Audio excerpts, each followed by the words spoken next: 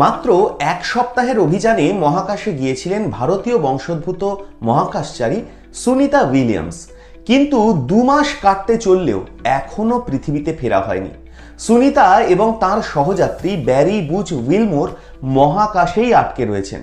তবে এখনই সুনিতা এবং ব্যারিকে ফেরানো যাচ্ছে না বলে জানিয়ে দিল আমেরিকার মহাকাশ গবেষণা সংস্থা নাসা।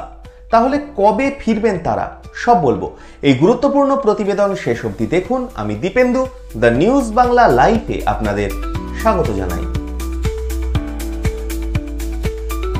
নাসা জানিয়েছে বোয়িং স্টারলাইনার মহাকাশযানটি যদি উড়ানের জন্য নিরাপদ বলে বিবেচিত না হয়, সেক্ষেত্রে মহাকাশেই থাকতে হবে সুনিতা এবং ব্যারিকে।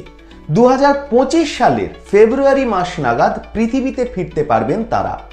বোয়িং স্টারলাইনার মহাকাশযানটি যদি উড়ানে ব্যর্থ হয়, সেক্ষেত্রে সুনিতা এবং ব্যারিকে পৃথিবীতে ফেরাতে ইলন মাস্কের স্পেস এক্স সংস্থার সাহায্য নিতে পারে নাসা। গত 5ই জুন 8 দিনের অভিযানে মহাকাশের উদ্দেশ্যে রওনা দেন সুনিতা এবং ব্যারি। 6ই জুন আন্তর্জাতিক স্পেস স্টেশনে বোয়িং স্টারলাইনার মহাকাশযানটিকে নোঙর করেন তারা। গোড়া থেকেই মহাকাশযানটিতে বেশ কিছু সমস্যা দেখা দিচ্ছিল।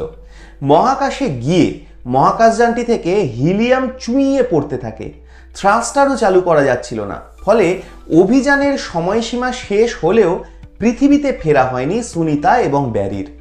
মহাকাশে কার্যত আটকে পড়েন তারা। আন্তর্জাতিক স্পেস স্টেশনেই আশ্রয় নিতে হয় সুনিতা এবং ব্যারিকে।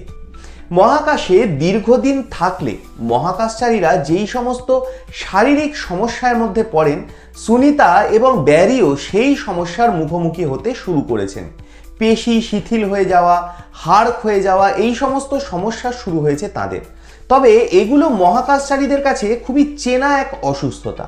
সেই গত 6ই জুন থেকে আন্তর্জাতিক স্পেস স্টেশনে গবেষণার কাজে হাত লাগানোর পাশাপাশি মহাকাশযানটিকে পুনরায় চালু করতে ক্রমাগত চেষ্টা চালিয়ে যাচ্ছিলেন সুনিতা এবং ব্যারি। থ্রাস্টারটিকে মাঝে চালু করা গেলেও উড়ানের জন্য এখনো প্রস্তুত নয় এই মহাকাশযান। ফলে সুনিতা এবং ব্যারিকে ফেরানো নিয়ে উদ্বেগ দেখা দেয়। কবে তাদের ফেরানো যাবে এতদিন তাও নিশ্চিতভাবে জানাতে পারেনি নাসা। অবশেষে গত বুধবার এই সংস্থার তরফে জানানো হলো যে 2025 সালের ফেব্রুয়ারি মাস নাগাদ পৃথিবীতে ফিরতে পারেন সুনিতা এবং ব্যারি। এর মধ্যেই স্পেস এক্সের ক্রিউ 9 অভিযানের আওতায় নভোশ্চরদের আন্তর্জাতিক স্পেস স্টেশনে পাঠানোর প্রস্তুতি চলছিল। কেনেডি স্পেস সেন্টার থেকে ফ্যালকন রকেট এবং ড্রাগন স্পেসক্রাফটে চাপিয়ে নভোশ্চরদের মহাকাশে পাঠানোর কথা ছিল। কিন্তু ওই সময়ের মধ্যে সুনিতা এবং ব্যারিকে ফেরানো না গেলে আন্তর্জাতিক স্পেস স্টেশনে ভিড় সামলানো যাবে না বলে উদ্বেগ দেখা দেয়। আপাতত ওই অভিযানের দিনও পিছিয়ে দেওয়া হয়েছে। অর্থাৎ আরও 8 মাস মহাকাশে থাকতে হবে সুনিতা এবং ব্যারিকে।